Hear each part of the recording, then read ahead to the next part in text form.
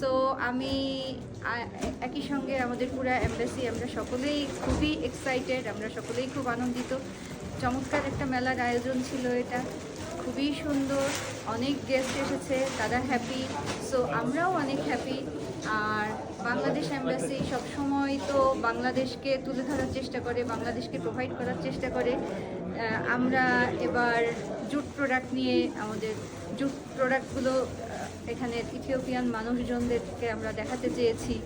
এদের অন্যতম একটা প্রোডাক্ট হচ্ছে কফি। ওদের কফি রপ্তানি করার জন্যে ওদের জুট ব্যাগ লাগে।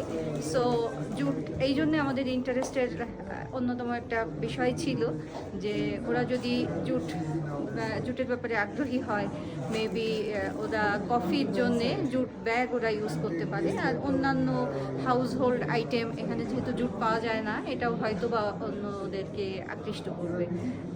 সো এবার আমরা জুট নিয়েছিলাম, পরে হয়তো অন্যান্য আরও জিনিস নিয়ে আমরা থাকতে পারবো ইনশাআল্লাহ। আর আমরা চাই যে এখানে বাংলাদেশিরা বেশি বেশি করে আসুক, তাদের ব্যবসার প্রচার হোক, প্রসার হোক। তারা যদি এখানে ব্যবসা করতে পারে আমাদের দেশের জন্যে সেটা অনেক ভালো। আমাদের দেশের ডলার ইনকাম হলে সেটা নিঃসন্দেহে আমাদের দেশের কল্যাণের জন্য অনেক ভালো। So we are so excited, so happy. So thank you ভাই, এরকম একটা উদ্যোগ আপনি নিয়েছেন। অ্যাকচুয়ালি আপনি the mastermind of this trade fair. Thank you so much.